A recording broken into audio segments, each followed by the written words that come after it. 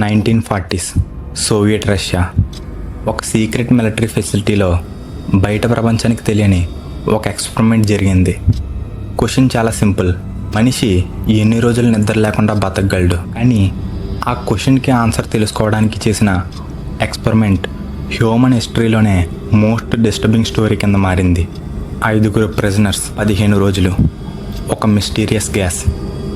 చివరి రోజు door open చేసిన రీసెర్చర్స్కి ఆ రూమ్లో సీన్ చూసిన తర్వాత వెన్నులో వణుకు పుట్టింది.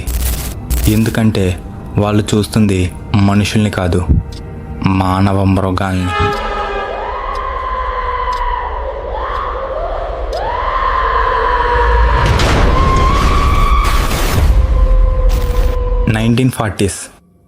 ఆ సమయంలో ప్రపంచం మొత్తం యుద్ధంలో కలిసిపోయింది.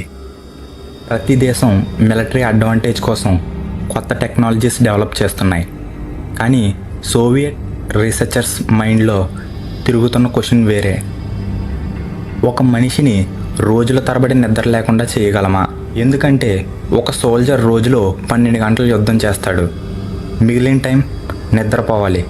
కానీ వాళ్ళ ఆలోచన ఏంటి అంటే అదే సోల్జర్ని 24 గంటల పాటు కొన్ని వారాల తరబడి నిద్రపోకుండా యుద్ధం చేస్తే కొత్త సోల్జర్స్ అవసరం లేకుండానే మిలిటరీ డబుల్ స్ట్రెంత్ అని వస్తుంది. ఆలోచన వల్లే రీసెర్చర్స్ ఒక ఎక్స్పెరిమెంటల్ గ్యాస్ డెవలప్ చేశారు. కానీ ఆ గ్యాస్ని డైరెక్ట్గా సోల్జర్స్ మీద టెస్ట్ చేయడం రిస్క్. అందుకే 5 మంది పొలిటికల్ ప్రిజనర్స్ని సెలెక్ట్ చేశారు. పొలిటికల్ ప్రిజనర్స్ అంటే గవర్నమెంట్కి వ్యతిరేకంగా పనిచేసే జైలుకి వెళ్ళిన వాళ్ళని పొలిటికల్ ప్రిజనర్స్ అంటారు. వాళ్ళని సెలెక్ట్ చేసి వాళ్ళకు ఒక ఆఫర్ ఇచ్చారు. అది ఏంటి అంటే వాళ్ళని ఒక 15 రోజులు ఒక డార్క్ ఛాంబర్లో పెడతామని, ఒకవేళ ఆ ఎక్స్పెరిమెంట్ కంప్లీట్ అయితే వాళ్ళ మీద కేసులు కొట్టేసి వాళ్ళని విడుదల చేస్తామని చెప్పారు. ఫ్రీడమ్ అనే మాట వినగానే అందరూ ఒప్పుకున్నారు. వాళ్ళని వెంటనే ఒక సీల్డ్ ఛాంబర్లో పెట్టారు. రూమ్లో ఫుడ్ ఉంది, వాటర్ ఉంది, టైంపాస్కి బుక్స్ కూడా ఉన్నాయి. అలాగే వాళ్ళ మాటలు వినడానికి ఒక మైక్రోఫోన్ కూడా పెట్టారు. వాళ్ళని అబ్జర్వ్ చేయడానికి ఒక థిక్ 1 సైడ్ గ్లాస్ విండో కూడా ఏర్పాటు చేశారు. అంతే, వెంటనే డోర్ క్లోజ్ చేసి గ్యాస్ని కంటిన్యూస్గా పంప్ చేశారు. కానీ ఆ ప్రిజనర్స్లో ఒక్కరికి కూడా తెలీదు ఆ గ్యాస్ వాళ్ళను ఎలా మారుస్తుందో అని. మొదటి రోజుల్లో అంతా నార్మల్గానే జరిగింది.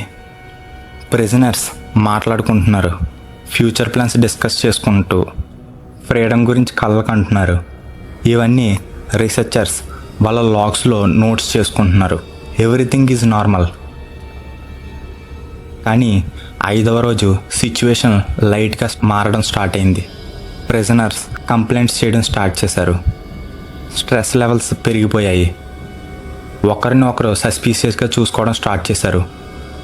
ఆ రోజు నుంచి వాళ్ళ మధ్య ట్రస్ట్ బ్రేక్ అవ్వడం స్టార్ట్ అయింది.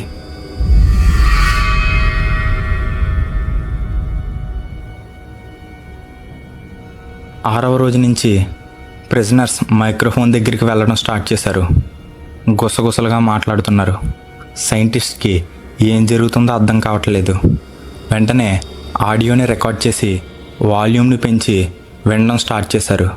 కానీ అందులో షాకింగ్ థింగ్ ఏంటంటే ప్రతి ప్రిజనర్ మిగతా వాళ్ళ మీద ఎలిగేషన్స్ చేస్తున్నాడు.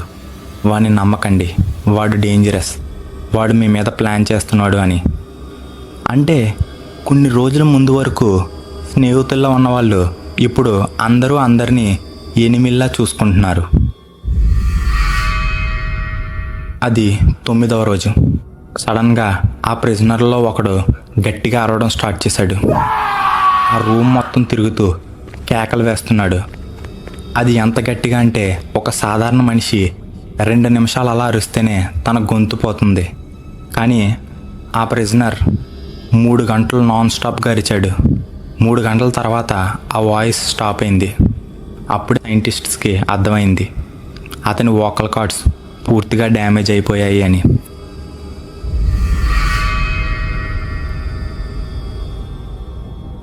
Complete silence.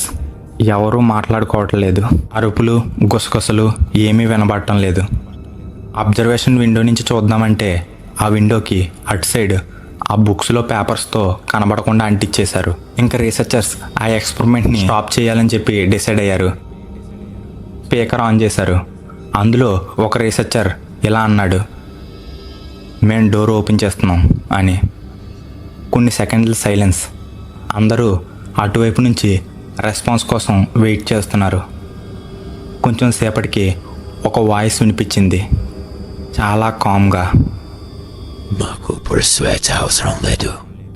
ఆ మాట వినగానే మొత్తం రీసెర్చర్స్కి షాక్ అయిపోయారు. ఎందుకంటే ఫ్రీడమ్ కోసం ఎక్స్పెరిమెంట్ యాక్సెప్ట్ చేసిన ప్రిజనర్స్ ఇప్పుడు ఫ్రీడమే వద్దు అంటున్నారు. వెంటనే రీసెర్చర్స్ గ్యాస్ ఆఫ్ చేశారు. ఫ్రెష్ ఎయిర్ రిలీజ్ చేయడం స్టార్ట్ చేశారు. ఆ ఫ్రెష్ ఎయిర్ రిలీజ్ చేయగానే ఇమీడియట్గా ఛాంబర్లో పెద్దగా కేకలు పెరిగిపోయాయి.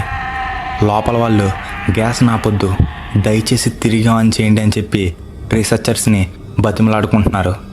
వెంటనే మిలిటరీ సోల్జర్స్ని పిలిచి డోర్ ఓపెన్ చేశారు. ఆ డోర్ ఓపెన్ చేశాక లోపల కండిషన్స్ చూసి అందరికీ వెన్నులో వణుకు పుట్టింది. ఎందుకంటే ఆ ప్రిజనర్స్ పరిస్థితి చాలా దారుణంగా ఉంది. రూమ్ మొత్తం బ్లడ్, వాళ్ళ బాడీ ఆర్గాన్స్తో నిండిపోయింది. ఒక ప్రిజనర్కి అయితే కడుపులో పేగులు కూడా లేవు. అతని పేగులు అతనే తింటున్నాడు. ఆ సిచ్యువేషన్స్తో ఆ రూమ్ కండిషన్ చాలా డిస్టర్బింగ్గా ఉంది. కానీ ఇంత దారుణమైన స్టేట్లో కూడా వాళ్ళు ఇంకా బ్రతికే ఉన్నారు. ప్రిజనర్స్ని వెంటనే రూమ్ నుంచి బయటికి తీసుకురావడానికి ట్రై చేశారు. కానీ వాళ్ళు వైలెంట్గా రియాక్ట్ అయ్యారు. మమ్మల్ని బయటకు తీసుకెళ్ళకండి, గ్యాస్ కంటిన్యూ చేయండి అని చెప్పి గట్టిగా అరవడం స్టార్ట్ చేశారు. కానీ వాళ్ళ నలుగురిని హాస్పిటల్కి షిఫ్ట్ చేశారు. నలుగురు ఎందుకంటే ఆల్రెడీ ఒకడు గ్యాస్ ఆపగానే చనిపోయాడు. డాక్టర్స్ ట్రీట్మెంట్ స్టార్ట్ చేశారు. కానీ అలా ట్రీట్మెంట్ స్టార్ట్లోనే మరో ముగ్గురు కూడా చనిపోయారు. చివరికి ఒకే ఒక్క ప్రిజనర్ మిగిలాడు. ఆ ప్రిజనర్ దగ్గరికి రీసెర్చర్ వచ్చి ఇలా అడిగాడు, అసలు మీరు ఎవరు? దానికి ఆ సబ్జెక్ట్ నవ్వుతూ స్లోగా రిప్లై ఇచ్చాడు, మీరు ప్రతి రాత్రి నిద్రలో దాచిపెట్టే అంధకారం మేమే. ఆ రీసెర్చర్ మళ్ళీ అడిగాడు, దాని అర్థం ఏమిటి అని. అప్పుడు ఆ ప్రిజనర్ చెప్పిన మాటలు ఇప్పటికీ సోషల్ మీడియాని వణికిస్తున్నాయి. మీరు అర్థం చేసుకోలేరు. మీరు అనుకుంటుంది మేం కాదు. మీ మనసులో దాచిపెట్టిన పిచ్చి వెర్రితనం అది మేమే. మీరు ప్రతిరోజు నిద్ర నిబంధనలతో మమ్మల్ని కంట్రోల్ చేస్తున్నారు. ఈ గ్యాస్ వల్ల మాకు విడుదల వచ్చింది. ఇంకా మమ్మల్ని ఎవరో కంట్రోల్ చేయలేరు. ఆ మాటలు విని ఆ రీసెర్చర్ ఆ సబ్జెక్ట్ని తన గన్తో షూట్ చేశాడు. అలా మనుషుల్ని నిద్ర లేకుండా చేయాలనే ఎక్స్పెరిమెంట్ హ్యూమన్ హిస్టరీలోనే డేంజరస్ ఎక్స్పెరిమెంట్ కింద మారిపోయింది.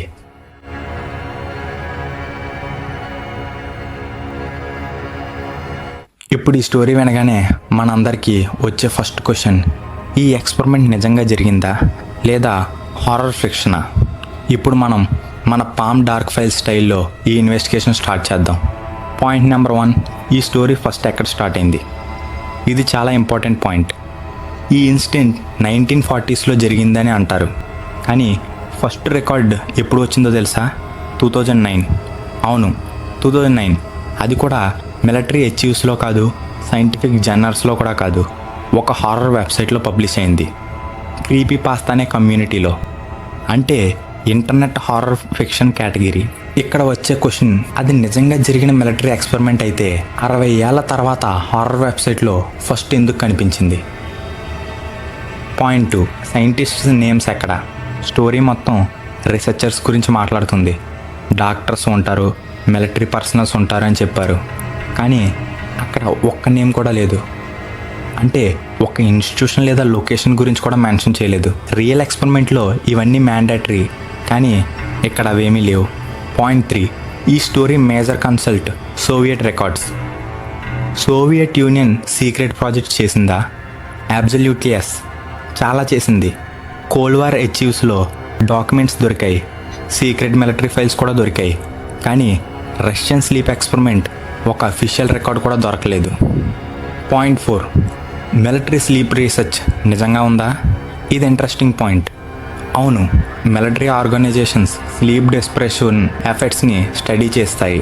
ఎందుకంటే వార్లో సోల్జర్స్ కొన్ని రోజులు మెలకుగా ఉండాల్సిన సిచ్యువేషన్స్ వస్తాయి. కానీ 15 రోజులు నిద్ర లేకుండా ఉండే సూపర్ సోల్జర్స్ని క్రియేట్ చేయడానికి సోవియట్ ఎక్స్పెరిమెంట్ జరిగిందని చెప్పి ఎవిడెన్స్ లేదు. ఇక్కడ కాన్సెప్ట్ రియలిస్టిక్కే, కానీ story frictional. Last and final point, medical reality. స్టోరీలో ఉన్న ఇన్స్టింక్ట్ని సైన్స్ సపోర్ట్ చేయదు. Long sleep depression dangerous, hallucinations వస్తాయి, మెంటల్ బ్రేక్ డౌన్ జరుగుతుంది. కానీ ఈ స్టోరీలో చెప్పిన level of physical survival medically almost impossible. Doctors కూడా అదే చెప్తారు. మరి ఈ రష్యన్ స్లీప్ ఎక్స్పెరిమెంట్కి కన్క్లూజన్ ఏంటి? ఈ స్టోరీకి డాక్యుమెంట్స్ లేవు, సైంటిస్ట్ నేమ్స్ లేవు, లొకేషన్ లేదు, సోవియట్ రికార్డ్స్ కూడా లేవు. అవైలబుల్ ఎవిడెన్స్ ప్రకారం రష్యన్ స్లీప్ ఎక్స్పెరిమెంట్ అనేది రియల్ ఇన్సిడెంట్ కాదు. అది కేవలం ఇంటర్నెట్ హారర్ ఫిక్షన్ మాత్రమే. కానీ ఎంత ఫేక్ అయినా కూడా ఈ స్టోరీ ఆల్మోస్ట్ 15 ఏళ్ళుగా ఇంటర్నెట్ని ఎందుకు హంట్ చేస్తుంది? ఎందుకంటే మనం మాన్స్టర్స్ని, క్రీపీ ప్లేసెస్ని, అలాగే పారానార్మల్ యాక్టివిటీస్ని చూసాం. కానీ ఈ స్టోరీలో మనం భయపడేది మన ఓన్ మైండ్ని చూసి. మరి ఒకవేళ నిద్ర అనే బౌండరీస్ని రిమూవ్ అయితే మన లోపల నిజంగా ఏం జరుగుతుంది? ఆ క్వశ్చన్కి ఆన్సర్ ఎవరికీ తెలీదు. అందుకనే ఈ రష్యన్ స్లీప్ ఎక్స్పెరిమెంట్ మనల్ని భయపెడుతూనే ఉంటుంది. సో గాయ్స్, ఇది మన Russian sleep experiment story and మా ఇన్వెస్టిగేషన్. ఈ వీడియో నచ్చితే లైక్ చేయండి. మన వీడియోస్ చాలామంది చూస్తున్నారు కానీ సబ్స్క్రైబ్ చేయడం లేదు. మీరు సబ్స్క్రైబ్ చేస్తేనే మాకు బూస్టప్గా ఉంటుంది. అంటే కంటెంట్ కావాలి అంటే మన పేజ్ని సబ్స్క్రైబ్ చేసుకోండి. మీరు మాకు ఏమన్నా స్టోరీస్ సజెస్ట్ చేయాలనుకుంటే కామెంట్ చేయండి. నెక్స్ట్ వీడియోలో కలుద్దాం. జై హింద్.